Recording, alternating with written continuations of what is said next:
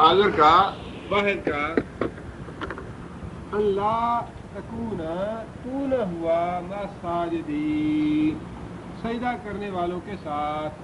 ابلیس کیا وجہ ہوئی، کیا بات ہے، کیا وجہ ہے، کیا سبب ہے تو سجدہ کرنے والوں کے ساتھ شریک نہیں ہوا؟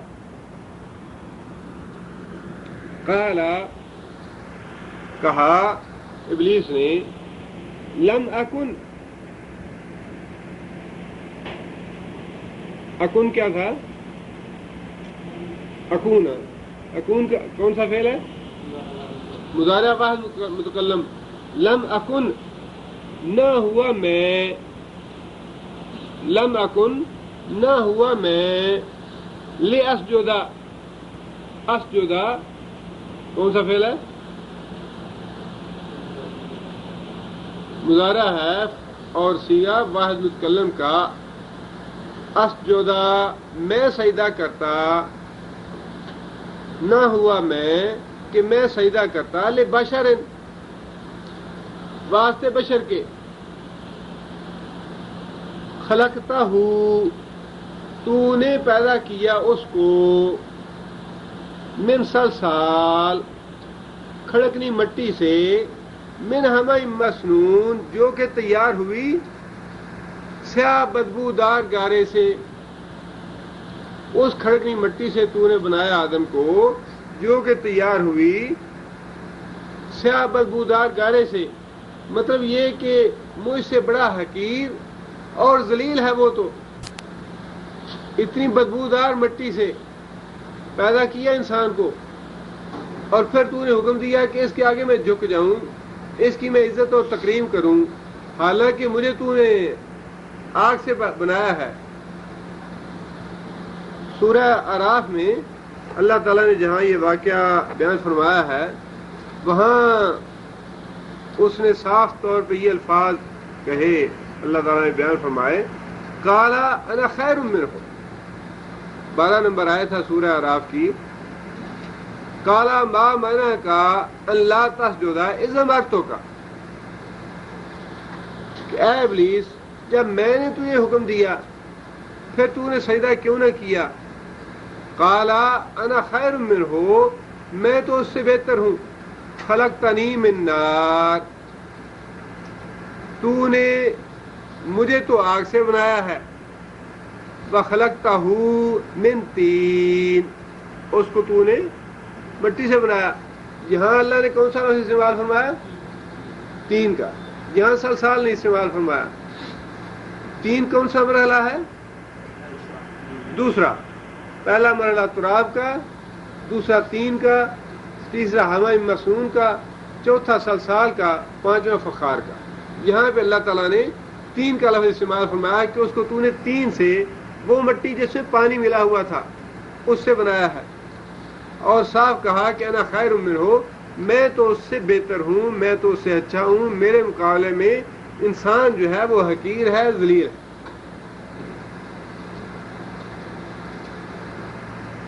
قال، اللہ تعالیٰ نے ارشاد فرمایا فخرج، کون سا فعل ہے؟ امر کا ہے، کیا مانا؟ تو نکل جا، منہا اس بارگاہ سے، میری بارگاہ سے۔ ہاں کی ضمیر جو ہے اللہ کی بارگاہ کے لیے ہے، بعض لوگوں نے آسمان کی نسبت کی ہے، کی طرف کی ہے اس کی۔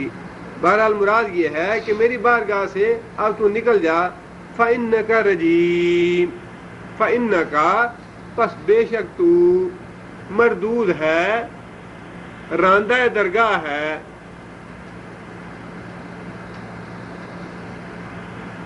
یہاں جو بات نوٹ کرنے والی ہے وہ یہ ہے، اصل بات جو ہے وہ اللہ کے حکم کی اطاعت ہے۔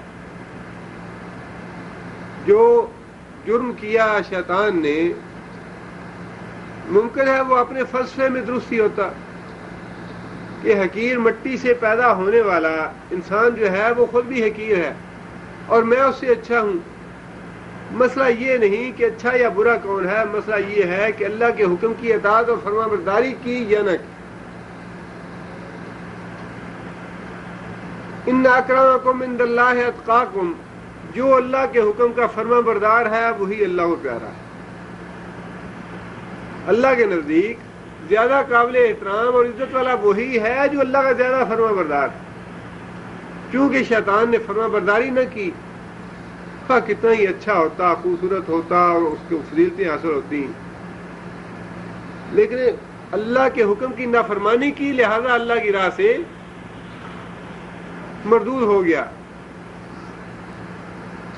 آگے اللہ نے فرمایا وَإِنَّ عَلَيْكَ اللَّعْنَةَ إِلَىٰ يَوْمِ الدِّينِ، وَإِنَّ اور بے شک عَلَيْكَ تیرے اوپر لعنت لعنت ہے إِلَىٰ يَوْمِ الدِّينِ قیامت کے دن تک۔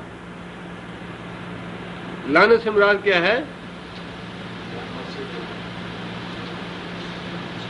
اللہ کی رحمت سے دور ہونا، اللہ کی رحمت سے محروم ہو جانا، اسے کہتے ہیں ملعون ہونا یا لعنت زدہ ہونا۔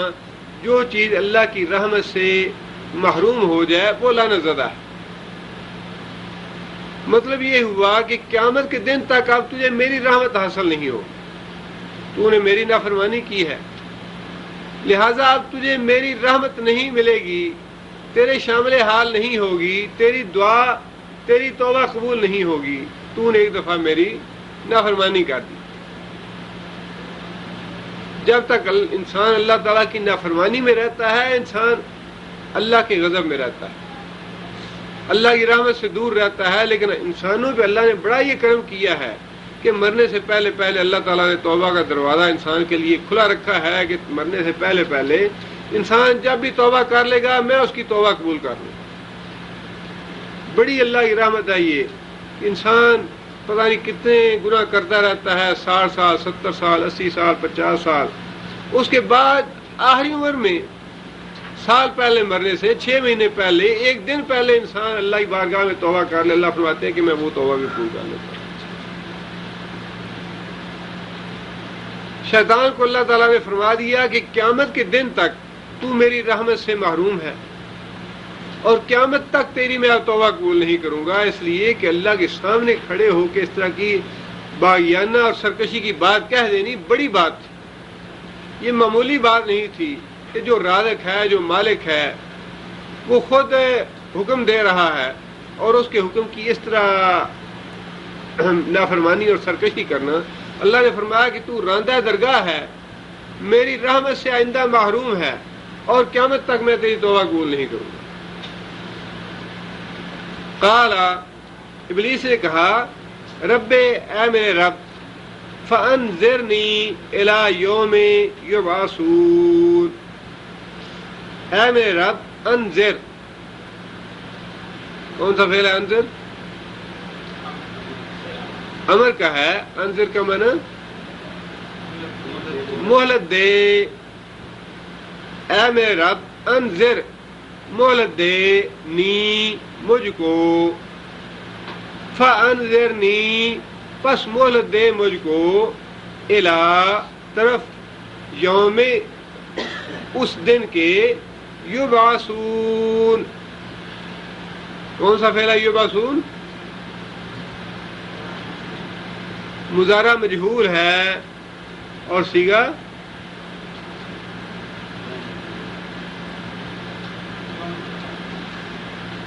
جمع مذکر غائب کا، یوم یبعثون۔ اور یہاں بھی یہ دیکھیے وہی بات ہے، مذکر کا صیغہ ہے لیکن ظاہر ہے اس میں مرد عورتیں بھی شامل ہیں۔ فانذرنی مہلت دے مجھے، الی یوم یبعثون، بعثا کا معنی نبی صلی اللہ علیہ وسلم کی بعثت کے بارے میں اکثر لفظ استعمال ہوتا ہے کہ نبی صلی اللہ علیہ وسلم کی بعثت، بھیجا نبی صلی اللہ علیہ وسلم کو، اٹھایا نبی صلی اللہ علیہ وسلم کو۔ یبعثون اٹھائے جائیں لوگ، جس دن اٹھائے جائیں گے، یا اللہ جس دن لوگ اٹھائے جائیں گے اپنی قبروں سے اس دن تک تو مجھے زندگی کی مہلت دے دے، اس سے پہلے مجھے موت نہ دینا۔ قال، شیطان نے کہا، فَإِنَّكَ مِنَ الْمُنظَرِينَ،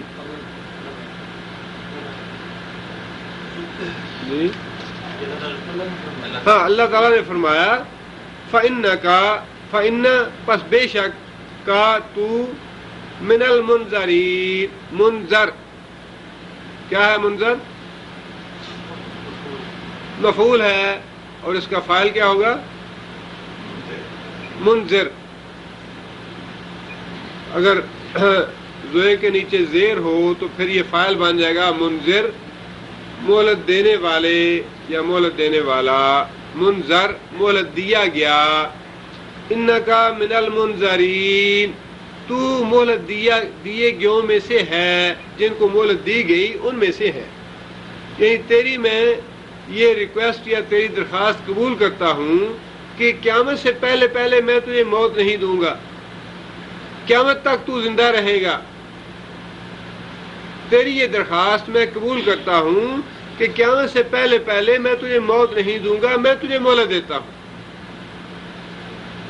الی یوم الوقت المعلوم، الی طرف یوم اس دن کی، وقت المعلوم جس کا وقت مقرر ہے، معلوم، معلوم کیا ہے؟ مفعول ہے، معلوم جو ہے مفعول ہے، جس کا وقت جانا گیا، معلوم ہے، مقرر ہے۔ قال،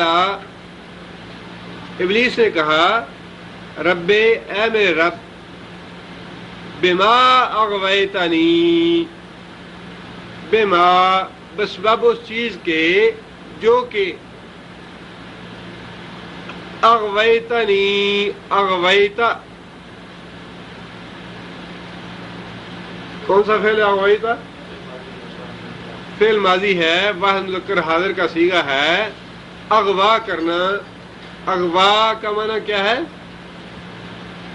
کسی کو سیدھے راستے سے بھٹکا دینا، بہکا دینا، اسے اغوا کہتے ہیں۔ اغویتا، شیطان نے اللہ تعالیٰ سے یہ بات کہی، بما اغویتنی، بسبب اس چیز کے کہ تو نے مجھے اغوا کیا، تو نے مجھے بہکایا۔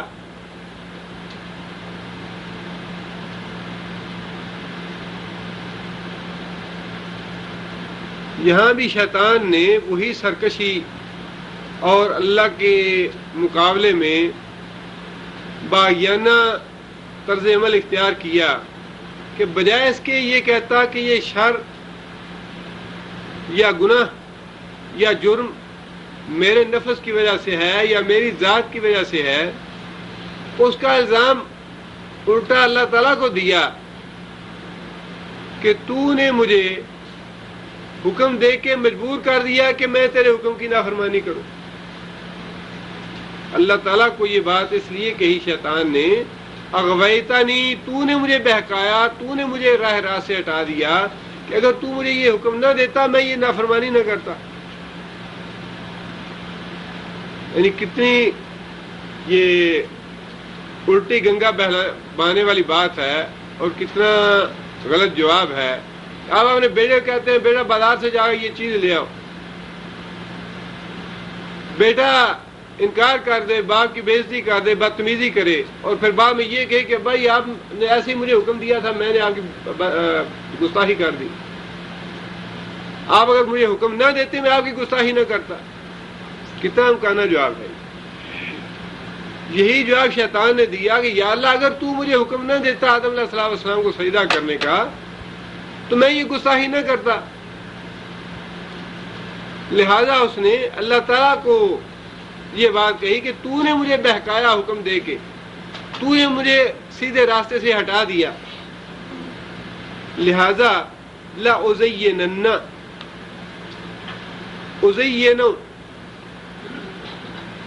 ازینو کیا مانا؟ کون سا فعل ہے؟ مضارع واحد متکلم کا صیغہ ہے. اور ازینو مانا کیا؟ میں زینت دوں گا. ازینو ازینن نون ثقیلہ مضارع کے آخر میں آ جائے تو اس کے مفہوم میں تاکید اور مستقبل کے معنی پائے جاتے ہیں. خاص مستقبل کے لیے ہو جاتا ہے. لا البتہ ازینن میں ضرور زینت دوں گا، میں ضرور خوشنما بناؤں گا. لہم واسطے ان کے، کن کے واسطے؟ ابن آدم کے، جس کو تو نے پیدا کیا اور مجھے سجدہ کرنے کا حکم دیا اور مجھے سیدھے راستے سے گمراہ کر دیا، ہٹا دیا. فی الارض زمین میں زمین میں ان کے لیے بڑی خوشنما چیزیں بنا دوں گا گمراہی کی، بڑی کشش پیدا کر دوں گا گمراہی والی چیزوں میں.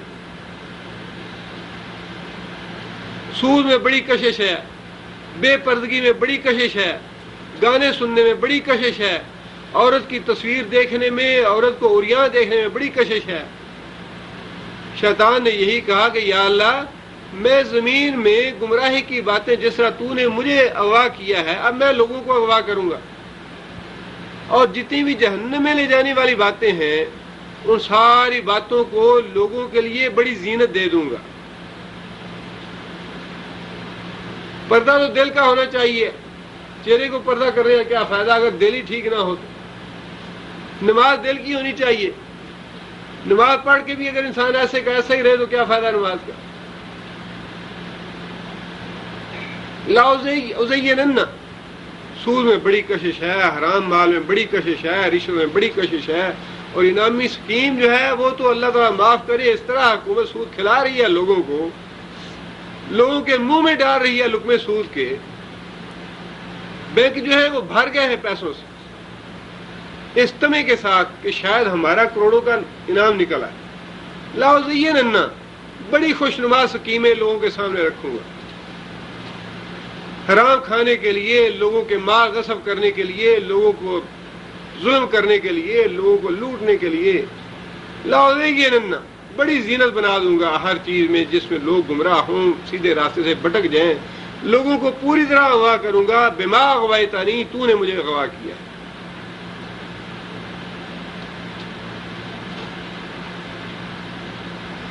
ولا اغوینہم اجمعین اور البتہ اغوینہ انہیں ضرور اغوا کروں گا، انہیں ضرور بہکاؤں گا، ضرور گمراہ کروں گا. اجمعین سارے کے سارے لوگوں کو، جتنے بھی مخلوق تو پیدا کرے گا وہ ساری مخلوق پہ پورا زور لگاؤں گا کہ انہیں گمراہ کر دوں، سیدھے راستے سے ہٹا دوں. ان کے لیے بڑی خوشنما اور زینت والی چیزیں سامنے رکھوں گا کہ اس راستے پہ چلو.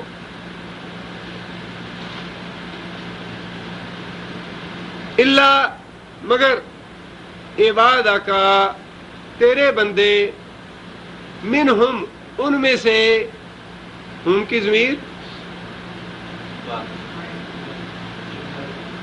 ساری مخلوق کے لیے جس پہ وہ کہتا ہے اجمعین کہ میں سارے کے سارے لوگوں کو اغوا کرنے کی کوشش کروں گا، ضرور اغوا کروں گا.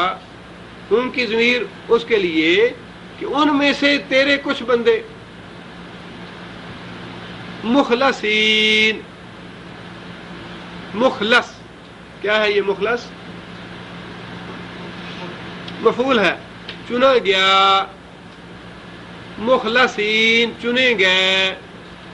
بس تیرے وہ بندے بچیں گے چند ایک جو چنے گئے. تیرے خاص خاص چیدہ چیدہ بندے کچھ ہوں گے جو بچیں گے، ورنہ سارے لوگوں کو میں اغوا کر لوں گا، سارے لوگوں کو گمراہ کر دوں گا.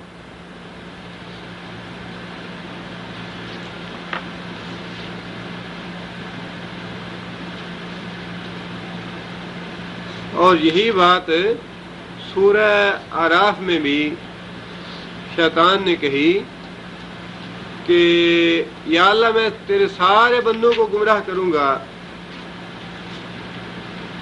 ولا تجدوا اکثرهم شاکرین، 17 نمبر آیت میں ولا تجدوا اکثرهم شاکرین، یا اللہ تو اپنے بندوں کی اکثریت کو نہ شکرا پائے گا، تیرے بندوں کی اکثریت جو ہے وہ تیری نافرمان بنا دوں گا، بندوں کی اکثریت کو گمراہ کر دوں گا۔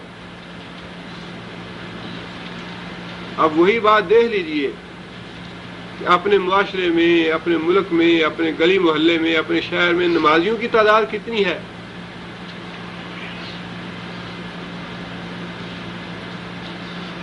اور سود کھانے والے، حرام کام کرنے والے، لوٹ مار کرنے والے، شراب پینے والے، زنا کرنے والے،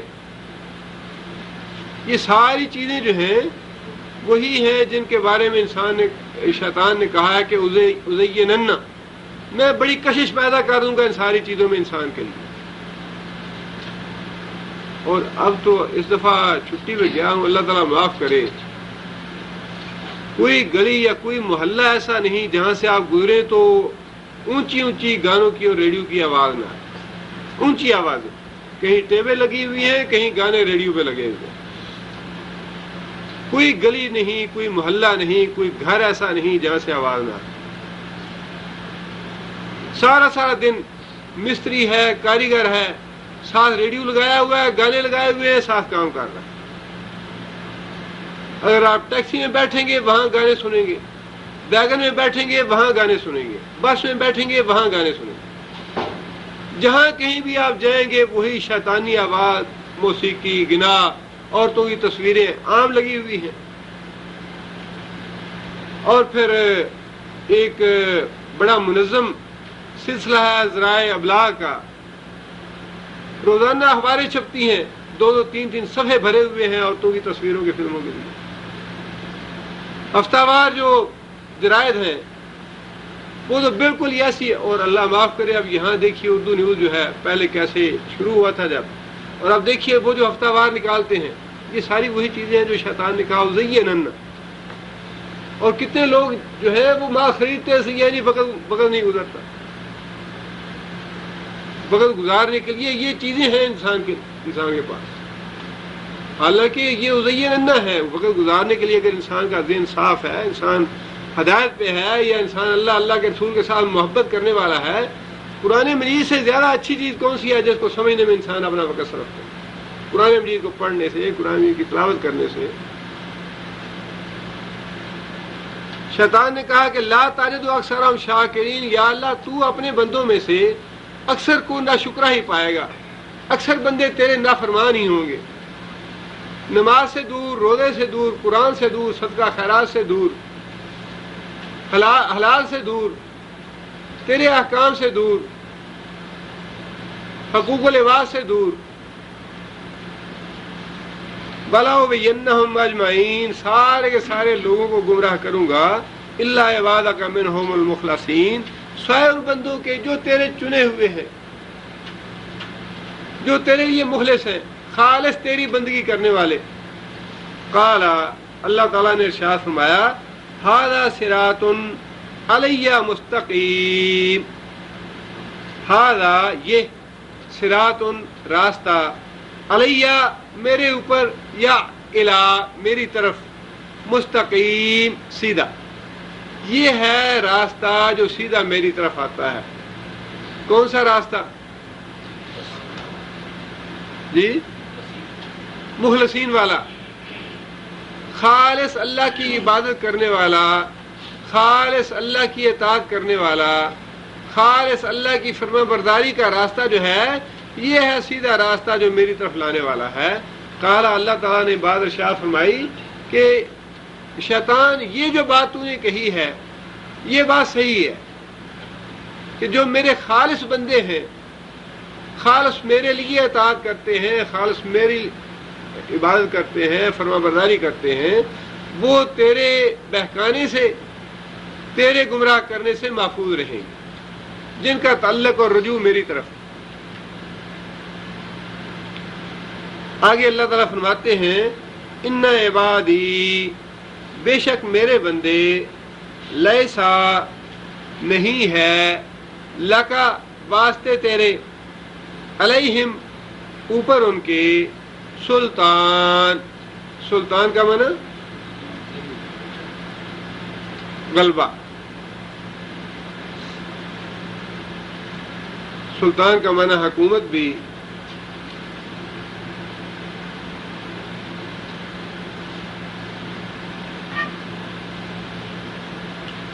رب اخرینی مخرج صدق، رب ادخلنی مدخل صدق واخرینی مخرج صدق واجعل لی من لدنک سلطانا نصیرا۔ نبی صلی اللہ علیہ وسلم نے ہجرت کے وقت مکہ سے نکلتے ہوئے یہ دعا فرمائی تھی، رب ادخلنی مدخل صدق، یا اللہ مجھے داخل کرنا سچائی کے ساتھ مدینے میں، واخرجنی مخرج صدق، اور مجھے نکال مکے سے سچائی کے ساتھ نکالنا، واجعل لی من لدنک سلطانا نصیرا، اور ایک حکومت کے ساتھ میری نصرت فرمانا وہاں مدینے میں۔ یہاں پہ سلطان کا معنی حکومت ہے، اقتدار ہے، غلبہ ہے، یہاں بھی وہی چیز ہے، سلطان کا معنی غلبہ۔ لیسا لکا علیہم سلطان، نہیں ہے واسطے تیرے اوپر خالص بندوں کے غلبہ، الا مگر من اتبعک،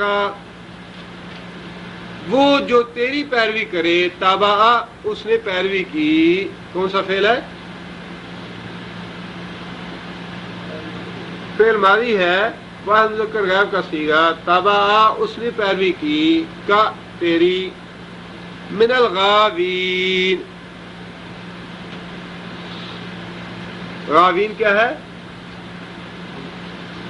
اسم فاعل ہے، گمراہ ہونے والے، بہکنے والے، جو لوگ بہکنے والے ہیں وہ تیری پیروی کریں گے، وہ تیرے پیچھے چلیں گے،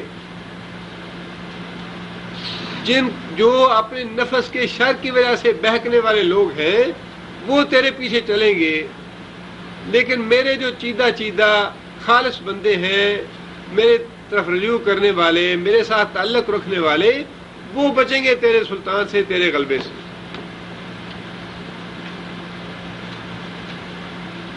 حقیقت یہ ہے کہ دنیا جو ہے یہ بڑی سخت آزمائش ہے، پل صراط تو قیامت میں ہے ہی، جس سے انسان گزرے گا، لیکن اس پل صراط سے گزرے گا وہی جو دنیا کے پل صراط سے گزرے گا۔ یہ دنیا پہلا پل صراط ہے، وہ اگلا پل صراط ہے، بڑی سخت آزمائش ہے اس دنیا میں۔ شیطان قدم قدم پہ انسان کو اغوا کرنے کی کوشش کرتا ہے، اگر کوئی دین کے راستے میں چل رہا ہے تو اسی راستے سے اس کو گمراہ کرنے کی کوشش کرے گا۔ جو آدمی جس بھی راہ پہ ہے، جو بھی فکر رکھتا ہے، جو بھی سوچ ہے، جو بھی ذہن ہے، اسی طریقے سے اور اسی راستے سے اسے گمراہ کرنے کی کوشش کرے گا۔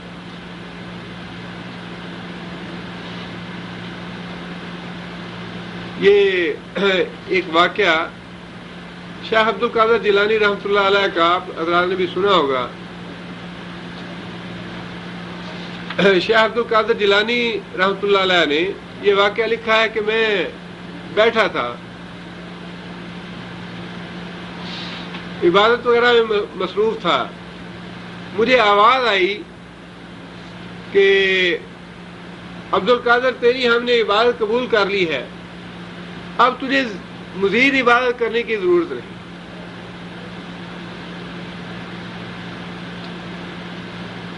عالم تھے اور اللہ کے ساتھ تعلق تھا، فوراً یہ بات ذہن میں آئی کہ رسول اللہ صلی اللہ علیہ وسلم کو تو اللہ تعالیٰ نے قرآن مجید میں یہ بات ارشاد فرمائی، فَاعْبُدْ رَبَّكَ حَتَّىٰ يَأْتِيَكَ الْيَقِينُ، اے محمد صلی اللہ علیہ وسلم اپنے اللہ کی بندگی کیجئے اس وقت تک جب تک آپ کو موت نہیں آ جاتی، یقینی چیز نہیں آ جاتی، اپنی موت کے آخری لمحے تک اللہ کی بندگی اور عبادت کرتے رہیے۔ یہ ہے حکم ہمارے لیے۔ تو یہ کیسے ہو گیا کہ مجھ سے عبادت کا جو حکم ہے وہ اٹھا لیا گیا ہے؟ کہ عبد القادر تمہاری عبادت ہم نے قبول کر لی، اب آئندہ تمہیں عبادت کرنے کی ضرورت نہیں ہے۔ تو شیخ عبد القادر جیلانی رحمۃ اللہ علیہ نے محسوس کیا کہ یہ مجھے کوئی گمراہ کرنے والا ہے، اغوا کرنے والا ہے، لہذا لا حول ولا قوت الا باللہ پڑھا کہ نیکی کی توفیق جو ہے وہ اللہ کے فضل سے اور اللہ کے کرم سے ہے، اور گناہ سے بچنا بھی اللہ کی توفیق سے ہے۔ دوبارہ آواز آئی کہ عبد القادر، میں ہزاروں لوگوں کو اسی بات سے گمراہ کر چکا ہوں، تم اپنے علم کے زور پہ بچ گیا ہو۔ عبد القادر جیلانی کہتے ہیں کہ میں نے پھر لا حول ولا قوت الا باللہ پڑھا کہ بس جاتے جاتے بھی تو مجھے اغوا کرنا چاہتا ہے اور بہکانا چاہتا ہے، گمراہ کرنا چاہتا ہے کہ میں اپنے علم کے زور پہ بچ گیا ہوں۔ اللہ کا فضل شامل حال نہ ہوتا تو میں کیسے بچتا؟ اللہ نے مہربانی کی، اللہ نے فضل کیا تو میں بچ گیا، ورنہ تیرے گمراہ جس طرح تو نے دوسروں کو گمراہ کیا تھا، تو مجھے بھی گمراہ کرنا چاہتا تھا۔ اس دنیا میں انسان، آپ پاکستان میں دیکھ لیجیے، اللہ تعالیٰ معاف کرے، اتنے حرام کام ہیں، ہر آدمی نے کوئی نہ کوئی اس کی توجہ بنا رکھی ہے۔ بلکہ اس دفعہ تو مجھے بڑی حیرت ہوئی، ایک عالم جو یہاں سعودی عرب میں بھی رہے ہیں، یہاں بھی وہ ٹی وی پروگرام کرتے تھے، اور یہاں سے سعودی حکومت نے ان کا خروج لگا دیا کسی وجہ سے۔ پاکستان میں بڑے معروف ہیں، بڑے تقریریں وغیرہ اور ٹی وی پہ ان کا پروگرام آتا ہے۔ ایک صاحب نے مجھے بنفس نفیس، میں اس لیے حوالہ دے رہا ہوں کہ خود انہوں نے مجھے کہا، جی میں نے خود ان سے بات سنی ہے، کہنے لگے کہ ہم نے مسئلہ پوچھا ان سے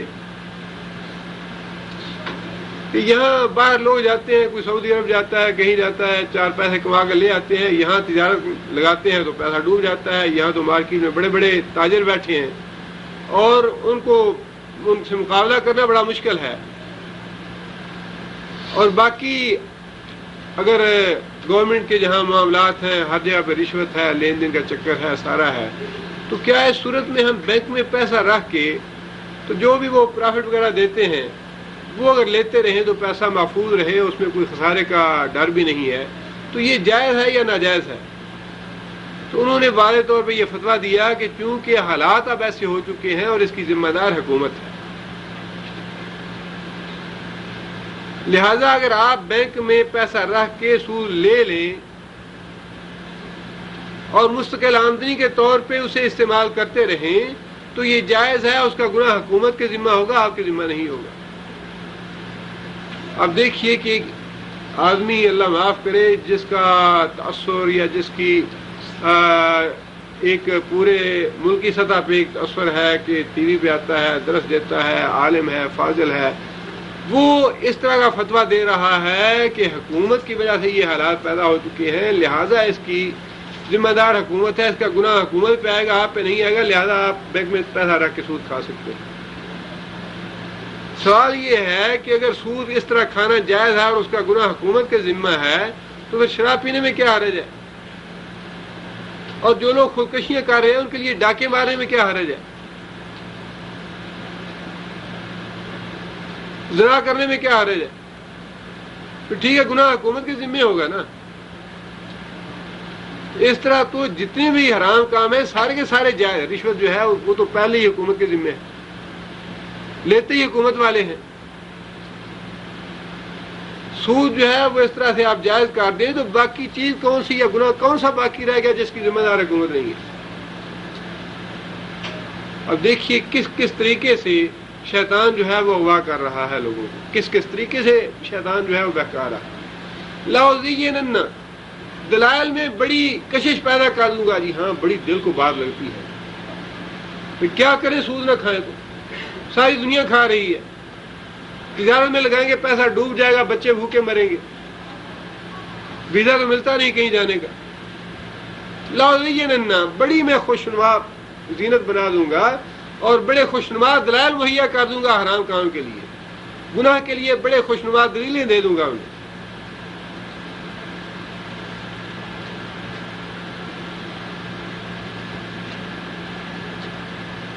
آگے پھر اللہ تعالیٰ نے یہ بات ارشاد فرمائی، جو بات اللہ تعالیٰ نے سورہ اعراف میں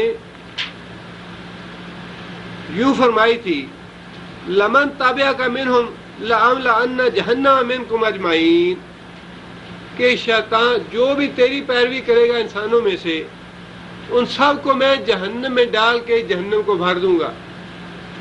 یہاں اللہ تعالیٰ نے یہ بات ارشاد فرما دی وَإِنَّ، اور بے شک جہنم لَمَوْعِدُهُمْ، موعد کیا ہے؟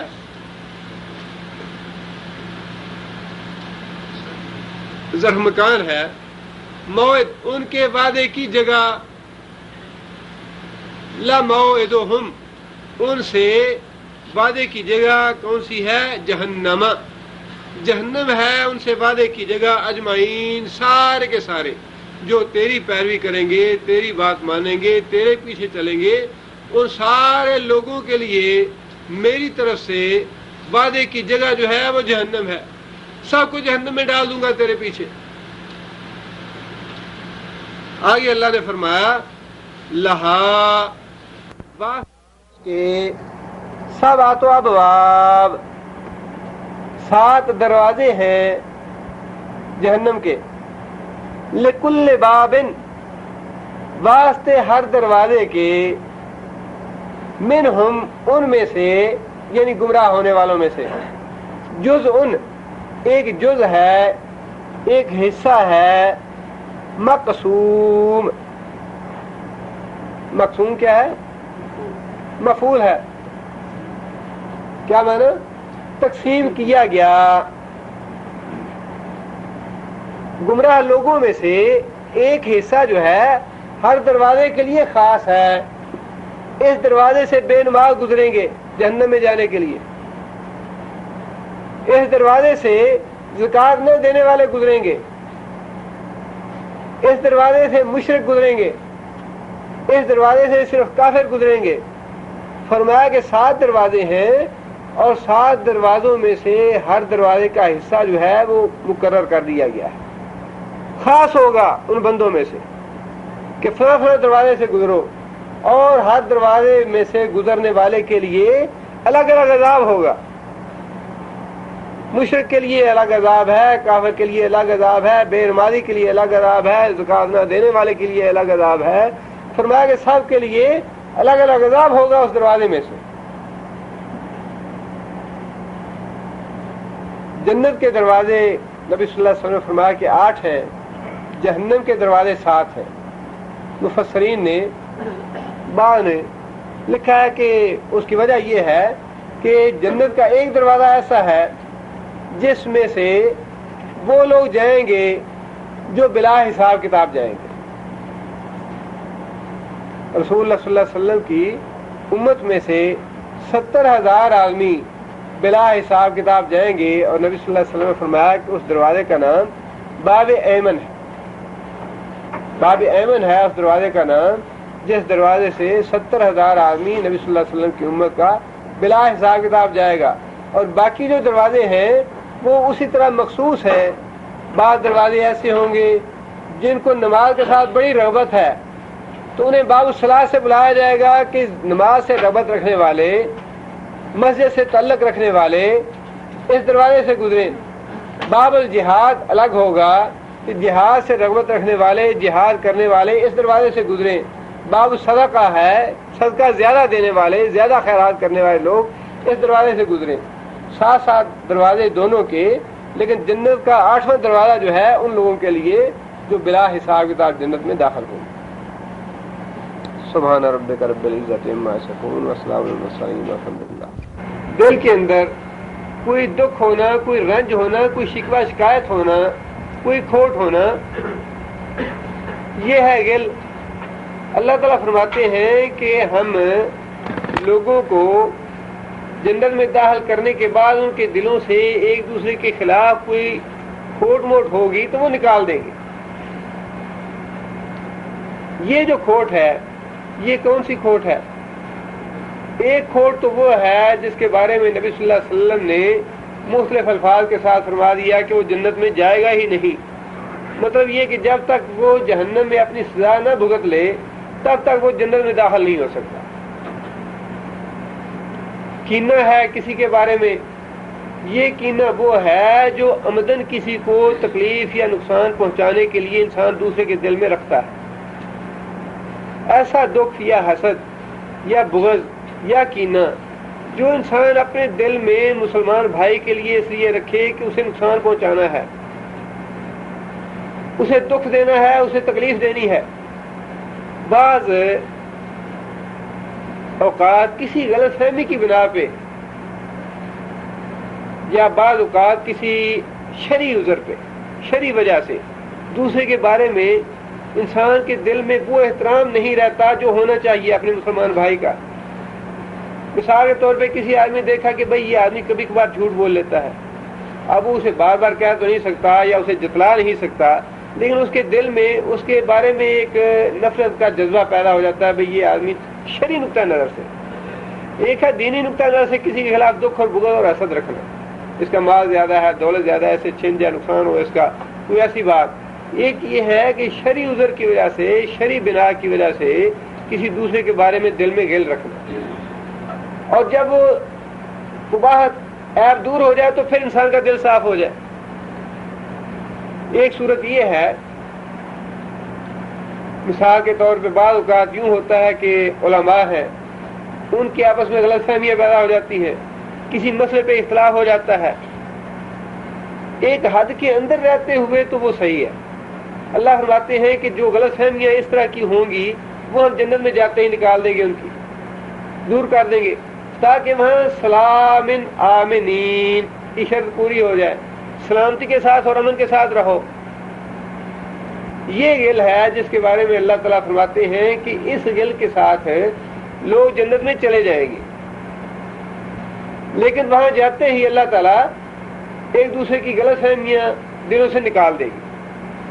लेकिन वो गिल जो दुनियादारी की वजह से हो या आमदन हो या किसी को नुकसान और दुख पहुंचाने की गरज से हो, वो तो ऐसा है कि उसकी इंसान जब तक सजा नहीं भुगतेगा जब तक जन्नत में दाखिल नहीं हो।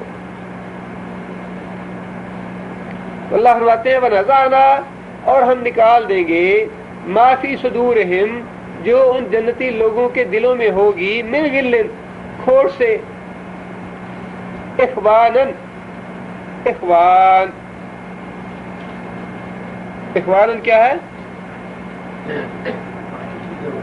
मस्दर है भाई बन के रहना, इख्वानन भाई बन के रहेंगे जन्नती लोग। जिस तरह प्यार और सलूक हकीकी भाइयों में होता है, एक खानदान के लोगों में होता है, इस तरह वो भाई भाई बन के रहेंगे। अला सुरूरिन, सुरूर का वाहिद क्या है? शरीर, शरीर का मतलब चारपाई, बेड, तख्ता, उसकी जमा है सुरूर। वो तख्तों पे बैठे होंगे, भाई भाई बन के रहेंगे। अला सुरूरिन, तख्तों पे तशरीफ रखेंगे। मुतकाबिलीन, मुतकाबिल, एक दूसरे के सामने। मुकाबला जो है इंटरव्यू को भी कहते हैं, एक दूसरे के सामने बैठ के सवाल जवाब करना। मुतकाबिल, एक आदमी दूसरे के सामने, दूसरा तीसरे के सामने, चौथा पांचवें के सामने, एक दूसरे के सामने इस तरह तख्तनशीन होंगे कि भाई भाई बनेंगे आपस में, और उनके दिलों में किसी किस्म का खोट या कोई गलतफहमी या छोटी मोटी बात नहीं होगी। बाल का गलतफहमी शैतान भी पैदा कर देता है, और वो बाल का नेक लोगों के दिलों में भी मौत तक रहती हैं, और वो शैतानी गलतफहमियां होती हैं, हकीकत उनकी कुछ नहीं होती। बाल का अपने बेटे के बारे में कोई गलतफहमी पैदा हुई, अपनी बहू के बारे में कोई गलतफहमी पैदा हुई, अपनी बीवी के बारे में पैदा होगी, हालांकि हकीकत उसकी कुछ नहीं होती। फलां ने मेरे बारे में ये बात कही, या फलां ने ऐसे सोचा, फलां ने ऐसे क्यों किया। ये छोटी छोटी बातें होती हैं, क्योंकि इंसान आलिम गैब नहीं है, गैब की खबरें तो सिर्फ अल्लाह के पास हैं। और इस तरह की गलतफहमियां अपने जो अजीज व अकारब हैं, अपने दोस्त अहबाब हैं, उनमें पैदा हो जाती हैं। इल्ला ये कि इंसान वजाहत के साथ तफसील के बाद बैठ के गुफ्तगू करे और वो गलतफहमियां दूर कर दे। अल्लाह फरमाते हैं कि इस तरह की जो गलतफहमियां होंगी, और उन गलतफहमियों की बिना पे अगर किसी के दिल में कोई खोट होगा, कोई दुख होगा, कोई शिकवा होगा, कोई रंज होगा, उसे हम दूर कर देंगे।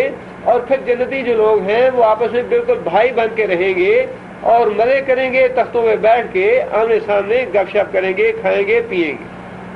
یہ ساری اللہ تعالیٰ نے جہنمی لوگوں کے مقابلے میں بتا دیا کہ نیک لوگ جو ہیں، اللہ اور اللہ کے رسول پہ ایمان لانے والے، ان کے لیے کیا انعام و اکرام ہوں گے۔ یہ بتانا اس لیے ضروری تھا کہ کفار مکہ جنہیں دعوت دی جا رہی تھی، جو رسول اللہ صلی اللہ علیہ وسلم کے دشمن تھے، ان کے لیے اللہ نے دونوں راستے اختیار فرمائے، ترہیب کا بھی، ترغیب کا بھی۔ انسان کی مزاج میں یہ بات ہے، آپ بچے کو سیدھے راستے پہ لانا چاہتے ہیں، کوئی بات سمجھانا چاہتے ہیں، تو پہلے آپ اسے ترغیب دلائیں گے، بیٹا تمہیں انعام دیں گے، ریال دیں گے، تمہیں گھڑی لے کے دیں گے، یہ چیز لے کے دیں گے۔ اگر وہ بچہ سمجھ جاتا ہے تو اچھی بات ہے، اگر نہیں سمجھتا تو پھر چارہ کار، آخری چارہ کار کے طور پہ آپ اسے ڈرا دھمکا کے سیدھے راستے پہ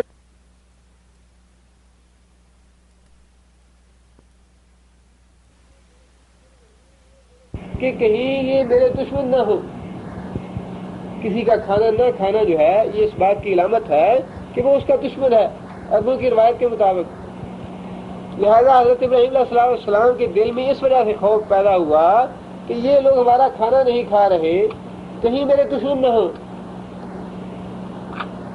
اس سے دو باتیں معلوم ہوتی ہیں۔ ایک بات تو یہ معلوم ہوتی ہے کہ انبیاء کو بھی علم غیب نہیں، انبیاء کو بھی علم غیب نہیں ہوتا۔ اگر حضرت ابراہیم علیہ السلام کو علم غیب ہوتا تو ابراہیم علیہ السلام اپنے دل میں خوف محسوس نہ کرتے اور انہیں پتہ چل جاتا کہ یہ تو اللہ کے فرشتے ہیں۔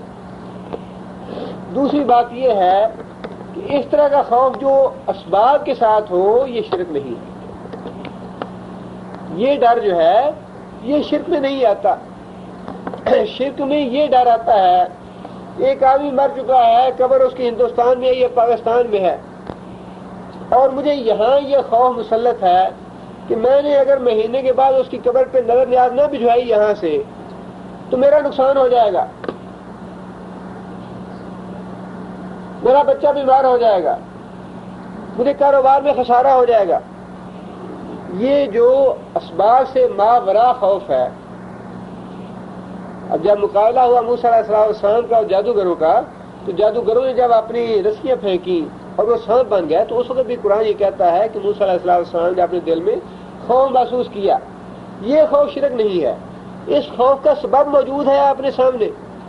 جس خوف کا سبب آنکھوں کے سامنے موجود ہو وہ شرک نہیں ہے، جس خوف کا سبب آنکھوں کے سامنے نہ ہو۔ ماوراء اسباب خوف جو ہے، جو کہ اللہ کا ہونا چاہیے۔ جہنم ہمارے سامنے نہیں ہے، لیکن اس کا خوف جو ہے وہ اللہ نے حکم دیا کہ ڈرو اس سے، لہذا وہ خوف درست ہے۔ لیکن ایک پیر کا، جن کا، دیوتا کا یا کسی اپنے گڑے ہوئے معبود کا خوف جو ہے یہاں بیٹھے بیٹھے کہ میں نے اگر اس کو راضی نہ کیا، اس کی نظر نیاز نہ دی، اس کی منت نہ مانی، اس کی گیارہویں نہ دی، تو وہ بغداد میں بیٹھا بیٹھا میرا سارا نقصان کر دے گا یا معاملات بگاڑ دے گا۔ یہ جو خوف ہے یہ شرک ہے۔ حضرت ابراہیم علیہ السلام نے اپنے دل میں ان مہمانوں کی وجہ سے خوف محسوس کیا۔ قالو، مہمانوں نے کہا، لا توجل، لا توجل کیا ہے؟ یہ نہیں ہے، لا توجل، تو خوف محسوس نہ کر، انا، بے شک ہم، نبشرو، کون سا فعل ہے نبشرو؟ مضارع ہے، جمع متکلم کا صیغہ ہے۔ نبشرو، ہم بشارت دیتے ہیں، ہم خوشخبری دیتے ہیں، کا، تجھ کو، بے غلام، غلام کا معنی لڑکا، چھوٹا بچہ۔ غلام اللہ نام رکھنا ٹھیک ہے، عبداللہ نام رکھنا ٹھیک ہے، لیکن غلام حیدر یا کسی دوسرے کے نام کے ساتھ نسبت جو ہے، اسی طرح عبد کی نسبت جو ہے اللہ کے علاوہ کسی دوسرے کے ساتھ نہیں کرنی چاہیے۔ بے غلام، ساتھ لڑکے کے، علیم، علم والا علیم جو ہے یہ اللہ تعالیٰ کی صفت ہے. بعض صفتیں ایسی ہیں جو خود اللہ تعالیٰ نے بندوں کے لیے استعمال فرمائی ہے، یا یوں کہہ لیجیے خاص طور پہ انبیاء کے لیے. نبی صلی اللہ علیہ وسلم نے اللہ تعالیٰ نے رؤوف اور رحیم کا لفظ استعمال فرمایا. اللہ تعالیٰ نے نبی صلی اللہ علیہ وسلم کے لیے رؤوف اور رحیم ان کی صفت استعمال فرمائی ہے. علیم کی صفت اللہ تعالیٰ نے حضرت ابراہیم علیہ السلام کے لڑکے کے لیے استعمال فرمائی. کون سے لڑکے کے لیے؟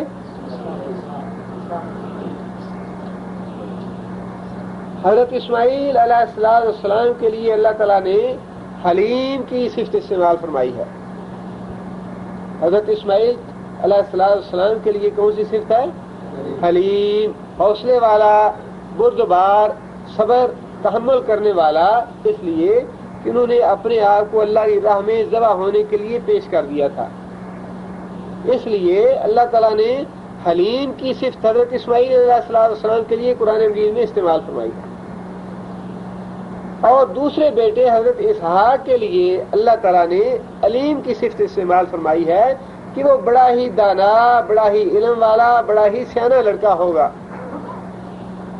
اللہ کی مخلوق میں سے، انسانوں میں سے سب سے زیادہ علم والا کون ہوتا ہے؟ نبی. انسانوں میں سے سب سے زیادہ علم رکھنے والا علیم نبی ہوتا ہے. لہذا اس لفظ میں یہ بشارت بھی موجود ہے کہ جو ہم تجھے سیانہ، عقل مند اور علم والا لڑکا دیں گے وہ علیم بھی ہوگا، سارے انسانوں سے زیادہ علم والا، یعنی کہ نبی ہوگا. فرشتوں نے اپنا مقصد یہ بتایا کہ ڈرنے کی ضرورت نہیں ہے، ہم تو تمہیں خوشخبری دینے کے لیے آئے ہیں اللہ کے حکم سے. اللہ تعالیٰ آپ کو اس بڑھاپے کی عمر میں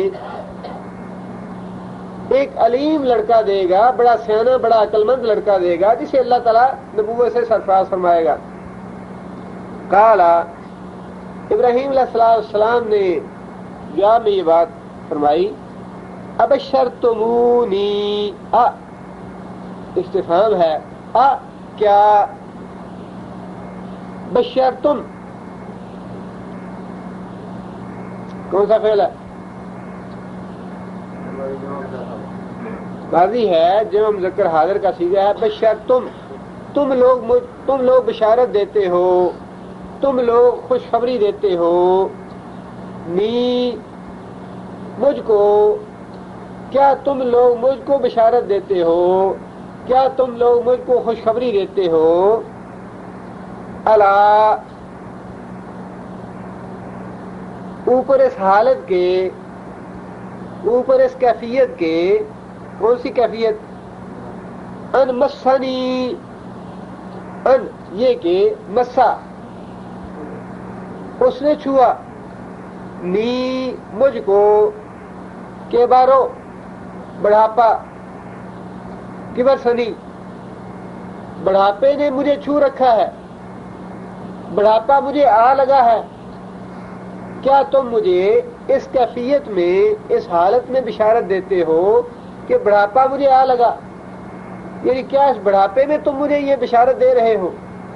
یہ بالکل یعنی انسانوں کے بشر ہونے کی بڑی دلیل ہے کہ بالکل وہی جذبات ہیں جو ایک عام انسان کے ہو سکتے ہیں. 60 سال کی عمر میں، 70 سال کی عمر میں اللہ تعالیٰ کسی کو امید لگا دے تو انسان خود ہی اپنے دل میں کہتا ہے یا اللہ اس عمر میں تو نے مجھے دے دیا. اور کیونکہ فرشتوں نے آگے یہ بات کہی تھی، بشارت دی تھی، لہذا بے ساختہ حضرت ابراہیم علیہ السلام کی زبان مبارک سے یہ بات سن کے یہ جواب نکلا کہ بھائی اس عمر میں، اس بڑھاپے میں تم مجھے بشارت دیتے ہو. فبما تبشرون، اصل میں یہ ما تھا، فا پس بما، بسبب کس چیز کے؟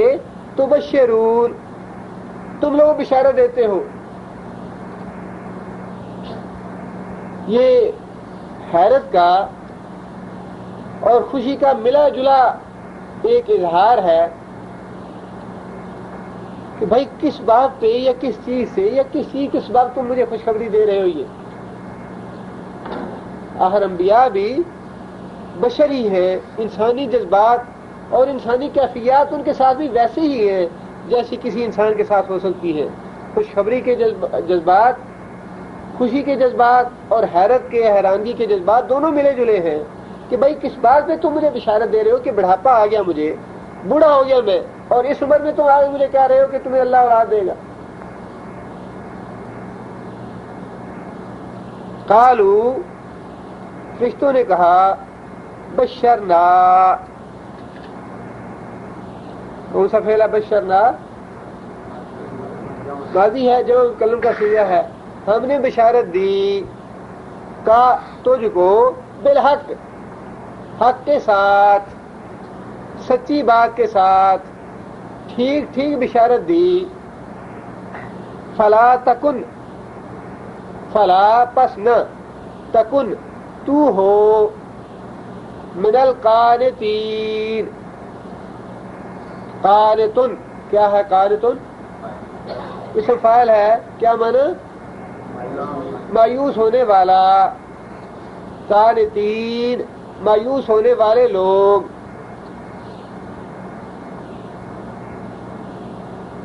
ربنا لا تجعلنا من القانتین، یا اللہ ہمیں ان لوگوں سے نہ کرے جو نا امید ہو جائے دعا مانگ کے۔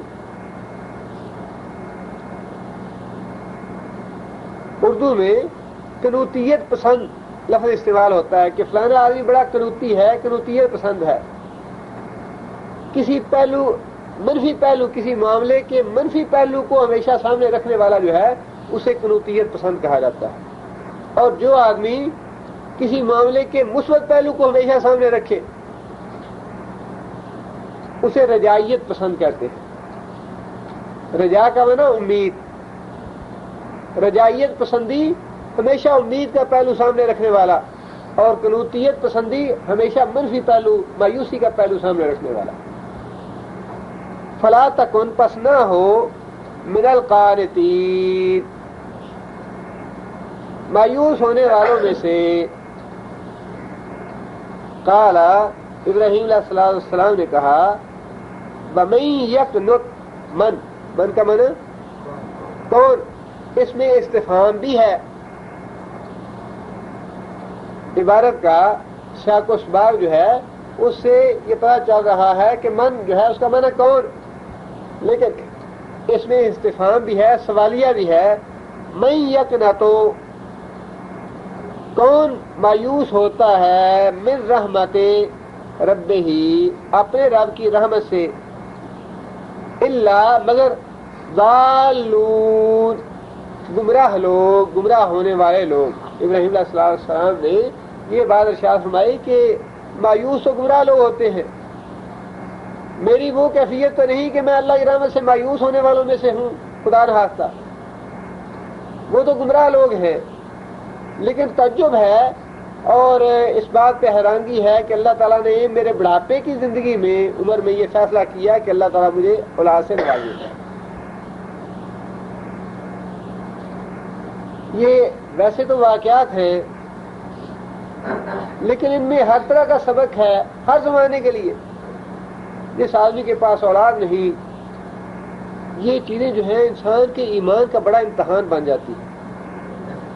بعض اوقات فقر و فاقہ انسان کے ایمان کا امتحان بن جاتا ہے، بعض اوقات بیماری انسان کے ایمان کا امتحان بن جاتی ہے، بعض اوقات اولاد کا نہ ہونا انسان کے ایمان کا امتحان بن جاتا ہے۔ جی وہاں فلاں پیر صاحب ہے، جاؤ داغا ان سے لے ہیں تو اولاد اللہ دے دے گا۔ 10 سال ہو گیا، 15 سال ہو گیا، 20 سال ہو گیا، انسان مایوس ہو جاتا ہے، جی اولاد تو ہونی نہیں، اور کسی نے بتا دیا کہ وہاں جا کے چڑھاوا چڑھا دو اولاد ہو جائے گی۔ انسان کہتا ہے جی اتنے جگہ دیکھ لی، اتنے علاج کر لیے، اتنے ڈاکٹر اور حکیم دیکھ، چلو یہ بھی کاری دیکھو۔ انسان 20 سال یا 25 سال یا 18 سال 10 سال صبر کر کے امتحان، ایمان کے معاملے میں امتحان پہ قائم رہ کے آخر میں انسان، شیطان جو ہے انسان کا ایمان جو ہے ختم کر کے چھوڑتا ہے۔ اس میں بڑا سبق ہے کہ جو اللہ تعالیٰ اس بڑھاپے کی عمر میں حضرت ابراہیم علیہ السلام کو یا اپنے نبیوں کے واقعات بیان فرمائے کہ میں نے اس بڑھاپے میں اولاد دی انہیں، وہ اللہ ہمیں کیوں نہیں دے سکتا؟ اس اللہ نے ہی ہمیں بھی اولاد دینی ہے، اس اللہ سے ہی کیوں نہ مانگا جائے؟ جو بڑھاپے کی عمر میں اولاد دینے والا ہے. اور پھر اللہ کی رحمت سے کسی معاملے میں مایوس نہیں ہونا چاہیے. معاملہ خواہ اولاد کا ہو، رزق کا ہو، تجارت کا ہو، کاروبار کا ہو، کسی معاملے میں بھی یا اللہ تعالیٰ کی مغفرت کا ہو، انسان نے کتنے ہی گناہ کیوں نہ کیے ہو، اللہ کی رحمت سے مایوس نہیں ہونا چاہیے. ایک آدمی نے 99 قتل کر دیے، اسے اللہ نے مایوس نہیں کیا. اس کی ایمان کی زندگی کتنی طویل تھی، ممکن ہے چند دن کی ہو. اللہ نے فرمایا، اس کے دل میں بات ڈالی کہ اس بستی کو چھوڑ کے دوسری بستی میں چلے جاؤ. اب وہ اس بستی کو چھوڑ کے دوسری بستی میں جانے پہ 1 دن لگا ہوگا، 2 دن لگے ہوں گے، لیکن 99 قتل کیے اس نے. اللہ نے اسے بھی اپنی رحمت سے مایوس نہیں کیا.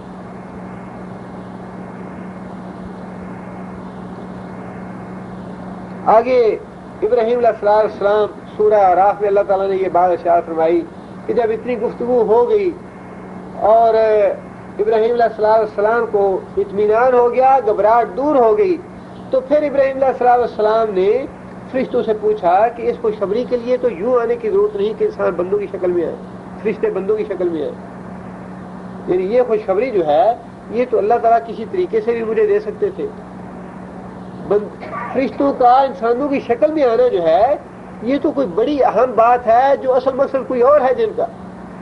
لہذا ابراہیم علیہ السلام نے سوال کیا، قال فما خطبکم ایھا المرسلون.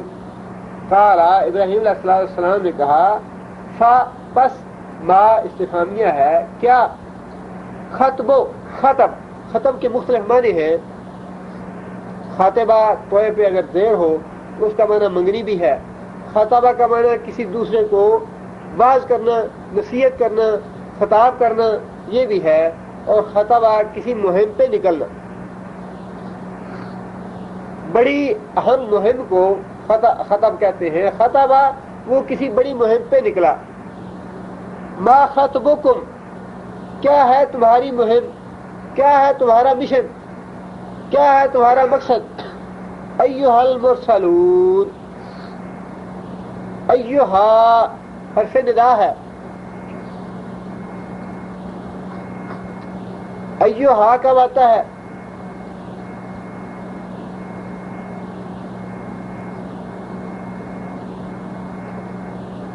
جب منادہ پہ الف لام آئے. الف لام نہ ہو تو پھر یا آتا ہے، یا عبداللہ. لیکن اگر جس کو پکارا گیا ہے اس پہ الف لام آئے، مثال کے طور پہ الناس، یا الناس نہیں کہیں گے، یا ایھا الناس کہیں گے. جب ناس پہ الف لام آ گیا تو اس سے پہلے پھر ندا کے لیے یا ایھا. یہاں پہ مرسلون سے پہلے الف لام آ گیا، لہذا یا المرسلون نہیں بلکہ یا ایھا المرسلون. مرسل کیا ہے؟ مفعول ہے مرسل. اور مرسل اسم فاعل ہوگا، بھیجنے والا. مرسل بھیجا گیا. یہاں پہ مرسل کا لفظ استعمال ہوا، بھیجے گئے. یعنی اے بھیجے گئے حضرات، تمہاری مہم کیا ہے، تم کس مقصد کے لیے تشریف لائے ہو، تمہارے تشریف لانے کا اصل مقصد کیا ہے. قالوا، فرشتوں نے جواب دیا، انا، بے شک ہم،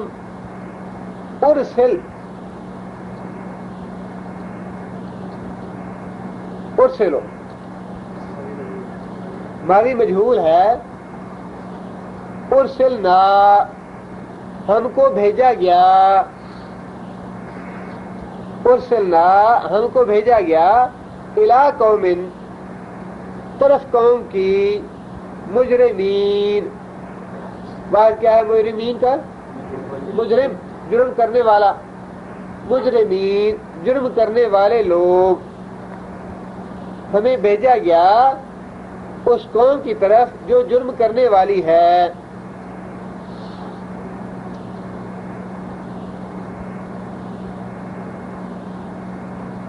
فرشتوں نے صرف اتنی بات کہی کہ ہمیں مجرم قوم کی طرف بھیجا گیا. ابراہیم علیہ السلام نے یہ سوال پھر نہیں کیا کہ وہ مجرم قوم کون سی ہے. اس کا مطلب یہ ہے کہ اس قوم کے جرائم اور گناہ اتنے بڑھ چکے تھے کہ یہ بات فوراً حضرت ابراہیم علیہ السلام نے سمجھ لی کہ یہ فرشتے کس قوم کو عذاب دینے کے لیے بھیجے گئے. ان کے جرائم اور ان کے گناہ جو تھے وہ اس قدر ظاہر اور عیاں تھے،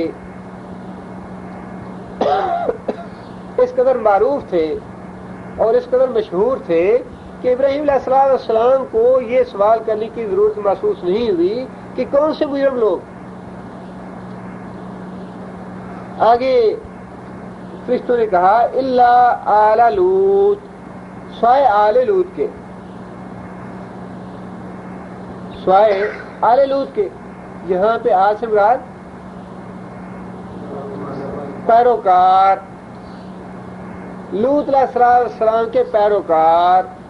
درود شریف میں بھی آل کا لفظ جو ہے نبی صلی اللہ علیہ وسلم کی اولاد کے لیے نہیں استعمال ہوا. اللہم صلی علی محمد وعلی آل محمد. یہاں آل سے مراد نبی صلی اللہ علیہ وسلم کی قیامت تک کے دن تک پیروکار جو ہیں وہ مراد. بعض لوگوں نے اسے نبی صلی اللہ علیہ وسلم کی اولاد تک محدود رکھا ہے. یہ نبی صلی اللہ علیہ وسلم کی اولاد یہاں سے مراد نہیں ہے، جیسا کہ اس لفظ سے یہ بات واضح ہو گئی. اس لیے کہ لوط علیہ السلام کی جو اصل آل تھی بیوی اور بچے، ان میں سے بیوی جو تھی وہ تو کافر تھی. یہاں آل کا لفظ جو ہے وہ لوط علیہ السلام کے پیروکاروں کے لیے اللہ تعالیٰ نے استعمال فرمایا ہے. انا، بے شک ہم، لا البتہ، منجو کیا ہے جی؟ جی ہاں، نون جیم واو اس کا مادہ ہے. منجو یہ اصل میں کیا تھا؟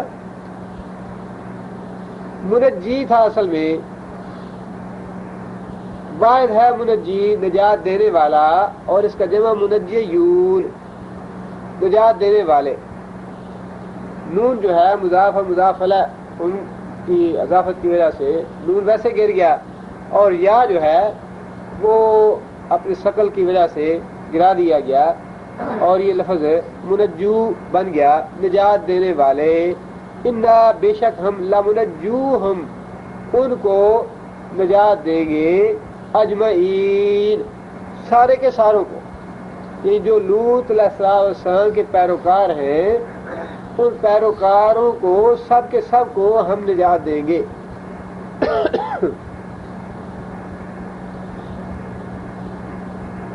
اللہ، مگر امرأتہ، امرا بیوی، ہو اس کی، کس کی؟ حود علیہ السلام کی. مگر اس کی بیوی قدرنا،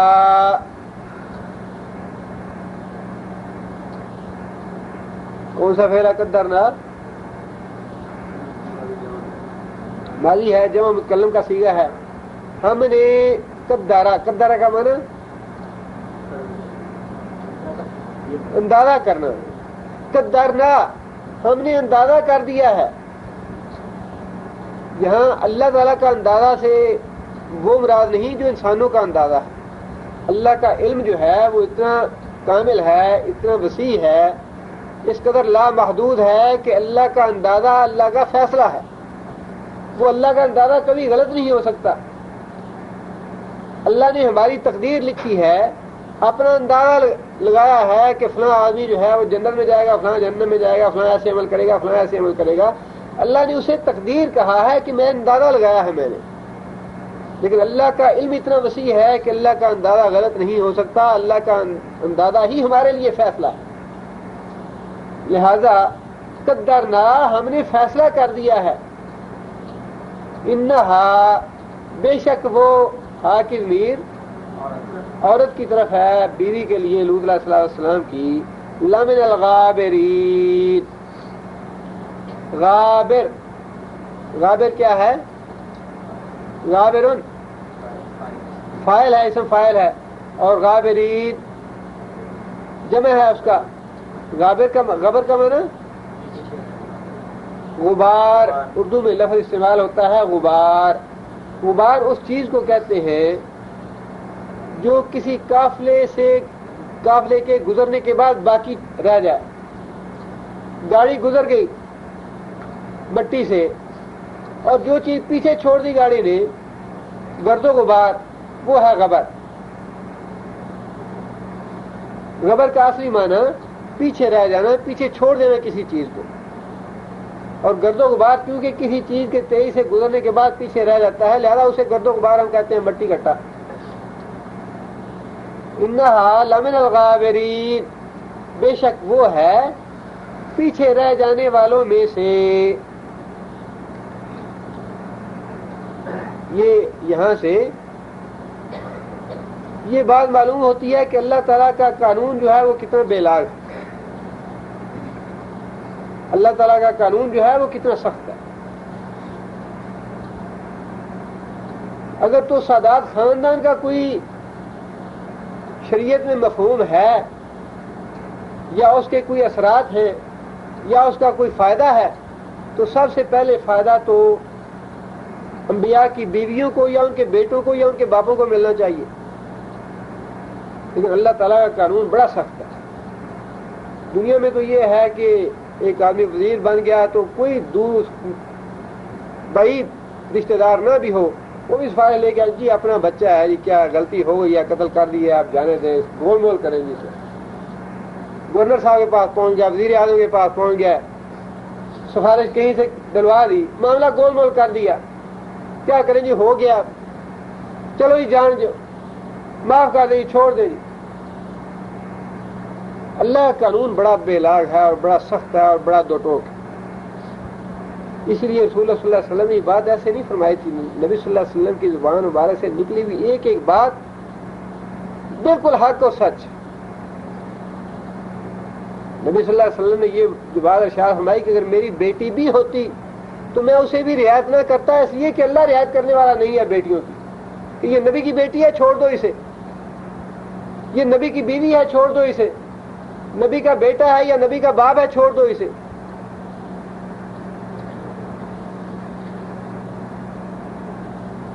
اس لیے وہ فرمایا کہ قیامت دن باپ بیٹے سے بھاگے گا, بیٹا باپ سے بھاگے گا.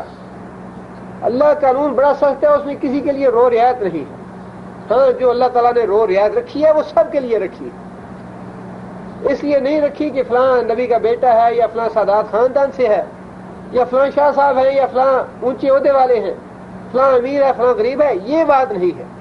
اگر اس کی رحمت ہے تو سب کے لیے ہے, امیر کے لیے بھی غریب کے لیے بھی, سادات کے لیے بھی غیر سادات کے لیے بھی, اور اگر پکڑ ہے تو وہ بھی سب کے لیے. آگے فرمایا کہ فلما پس جب جاء المرسلون آل لوط, یہ ترتیب تھوڑی سی اگر آپ آگے پیچھے کر لیں تو آسانی سے سمجھ آ جائے گی. فلما جاء المرسلون پس جب آئے وہ بھیجے گیا, جب وہ آئے مرسلون فرشتے آل لوط کے پاس, یا پھر اس طرح کر لیجیے فلما جاء پس جب وہ آئے آل لوط کے پاس مرسلون بھیجے گئے. جب وہ فرشتے لوط علیہ السلام کی بستی میں لوط علیہ السلام کے پاس پہنچے اور جو ان کے پیروکار تھے ان کے پاس پہنچے, قالا لوط علیہ السلام نے کہا انکم بے شک تم لوگ قوم ہو لوگ ہو منکرون. مادہ کیا ہے منکرون کا؟ نون کافرہ. منکرون کیا ہے؟ یہ مفعول ہے. انکار کیے گئے لوگ, پہچاننے سے انکار کر رہا ہوں میں تمہیں,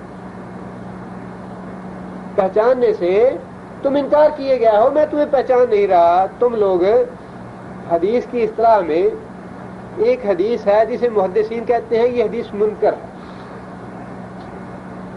کیا مطلب اس کا؟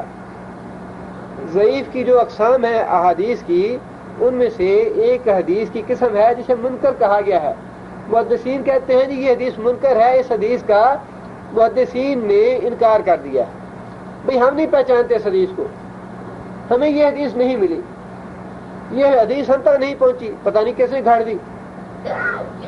منکر انکار کی گئی, وہی لفظ یہاں پہ استعمال ہوا ہے.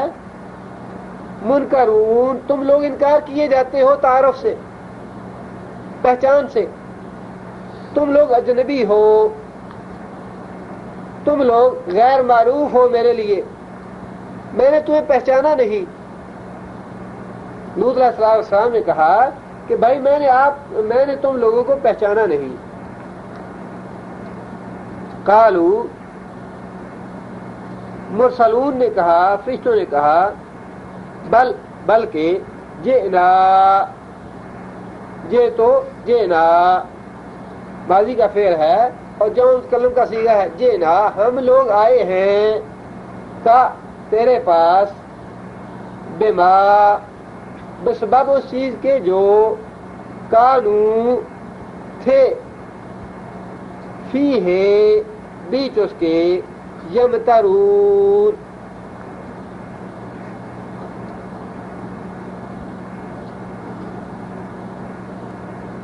کون سا فعل ہے؟ یمترون گزارا ہے, جب مذکر غائب کا صیغہ ہے.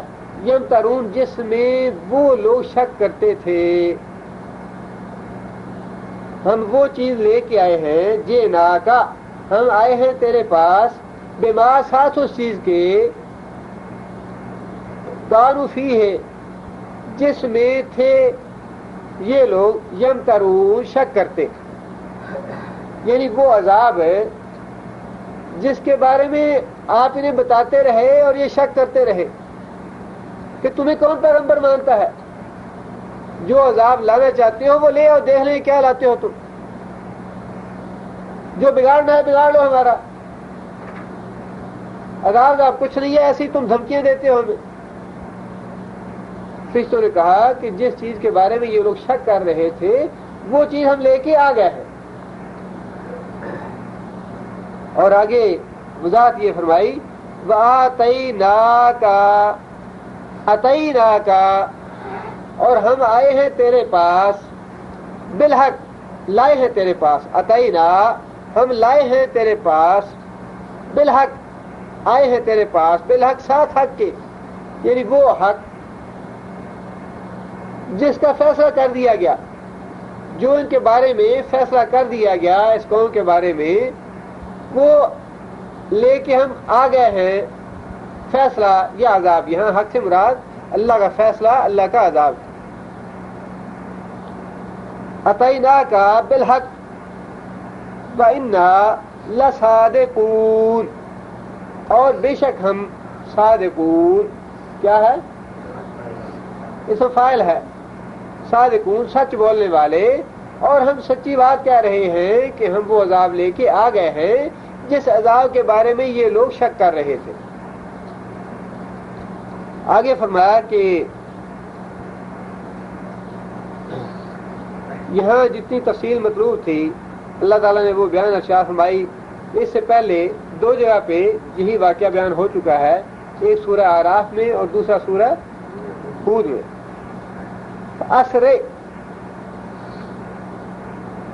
اسرے کون سا فعل ہے؟ امر کا. اسراء کسے کہتے ہیں؟ رات کو سفر کرنا.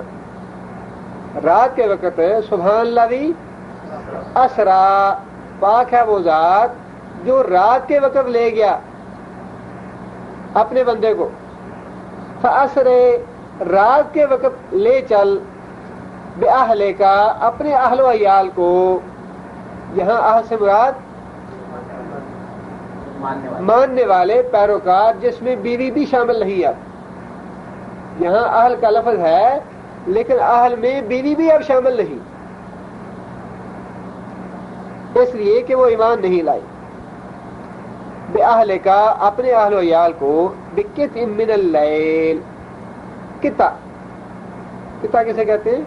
ٹکڑے کو, حصہ. بقطع من اللیل, رات کے ایک حصہ گزرنے پر.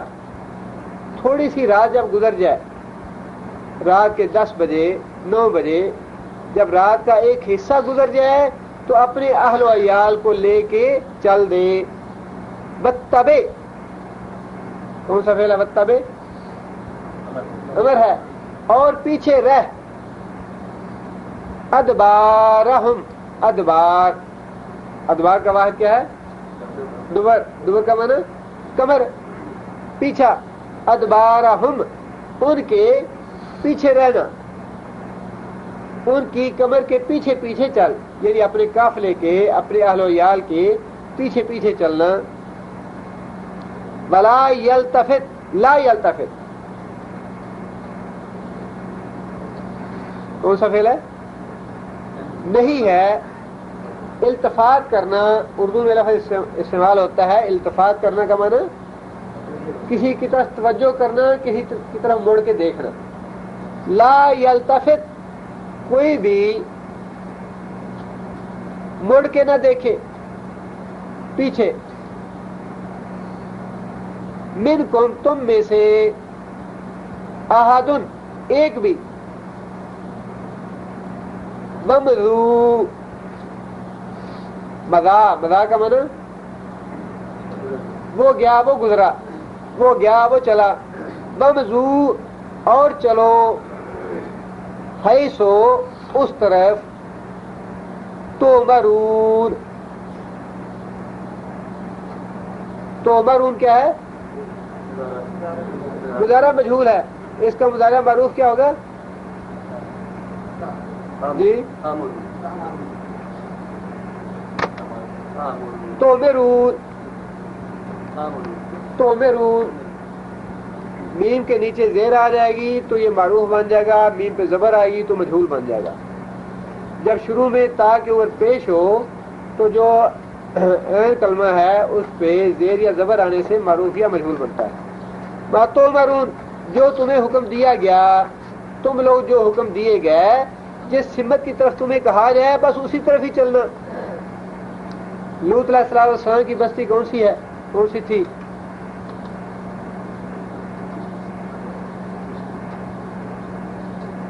بحیرہ لوط بہت معروف ہے. اس کا دوسرا نام کیا ہے؟ بحر میت. بحر میت یہ کس ملک کے قریب ہے؟ اردن کے قریب ہے.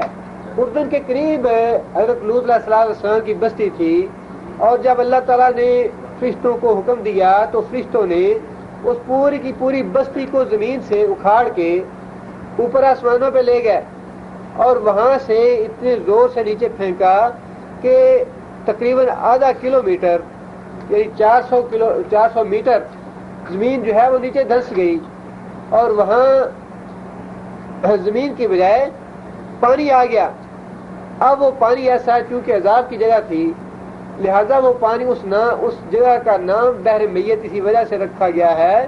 اس میں کوئی جانور زندہ نہیں رہ سکتا. آج بھی یہی کیفیت ہے، اس پانی میں کوئی جانور زندہ نہیں رہ سکتا. بحر لوط یا بحر میت کہتے ہیں اسے، اور لوگ وہاں جاتے ہیں دیکھنے کے لیے.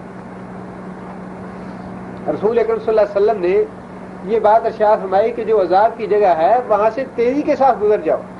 اور نبی صلی اللہ علیہ وسلم کے چہرہ مبارک پہ تفکرات کے آثار نمایاں ہو جاتے جب کبھی ایسی جگہ سے گزر ہوتا. لیکن اب تو اللہ تعالیٰ معاف کرے ایسا ہو گیا ہے کہ ایسے چیزیں یا ایسی جگہ جو ہے تماشا گاہ بن گئی. وہاں پہ لوگ تماشا کرنے کے لیے، نظارہ کرنے کے لیے جاتے ہیں، دیکھنے کے لیے کہ یہاں کوئی چیز پانی میں زندہ نہیں رہتی، یہاں کیا وجہ ہے یا کیوں ایسا ہے. وہاں پہ ہوٹل بنے ہوئے ہیں اور لوگ وہاں جا کے 1 دن یا 2 دن قیام کرتے ہیں، نظارہ کرتے ہیں اور آتے ہیں. سبق حاصل نہیں کرتا. یہ ایسی کوئی عجیب انسان کی فطرت ہے کہ اپنے سامنے انسان وہ چیزیں ساری دیکھتا ہے کہ ہلاکت ہے، تباہی ہے، اللہ کے رسول کی نافرمانی کا نتیجہ ہے. یہ اس طرف ذہن جاتا ہی نہیں، شیطان جانے ہی نہیں دیتا کہ انسان اس طرف غور کرے. کسوف ہے، خسوف ہے، چاند گرہن سورج گرہن لگتا ہے، لوگ تماشا نظارہ کرتے ہیں. حالانکہ یہ اللہ کی ناراضگی اور اللہ کے غضب کا باعث ایسا ہوتا ہے. طوفان آتا ہے، بجلی کڑکتی ہے، بارش برستی ہے، یا اس طرح کی آندھی آتی ہے، تو یہ اللہ کا اظہار ناراضگی ہے۔ اللہم لا تقتلنا، جب کڑک آتی تو نبی صلی اللہ علیہ وسلم یہ دعا فرماتے، اللہم لا تقتلنا بغضبک ولا تہلکنا بعذابک، یا اللہ اپنے غضب سے ہمیں قتل نہ کرنا اور اپنے عذاب سے ہمیں ہلاک نہ کرنا، فعافنا قبل ذالک، اور ایسا وقت آنے سے پہلے پہلے ہمیں عافیت عطا فرما۔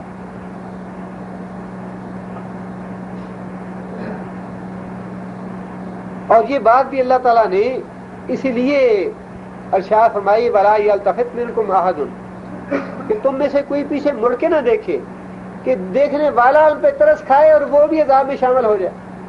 او ہو جی بڑی زیادتی ہوگی جی، بڑا ظلم ہوا، بڑی سخت سزا ملی انہیں۔ اللہ نے تو فرمایا کہ میں نے جو حدود بنائی ہے، لا تاخذکم بما رفعۃ فی دین اللہ، کس طرح الفاظ ہے، اور کما قال اللہ، جس طرح اللہ تعالیٰ نے فرمایا سورہ نور میں کہ میرا حکم نافذ کرتے ہوئے، حدود نافذ کرتے ہوئے تمہارے دل میں ذرا سا ترس نہیں آنا چاہیے، رحم نہیں آنا چاہیے مجرم پہ۔ زنا کیا ہے اس کو سنسار کر دو، بالکل اس پہ رحم نہ کھاؤ۔ جس کی چوری ثابت ہو جائے اس کے ہاتھ کاٹ دو، بالکل رحم اور ترس نہ کھاؤ اس پہ۔ فرمایا کہ ولا یلتفت منکم احد، پلٹ کے کوئی ایسے دیکھے بھی نہ کہ اس کے دل میں ترس آ جائے یا رحم آ جائے اور وہ بھی عذاب میں شامل ہو جائے۔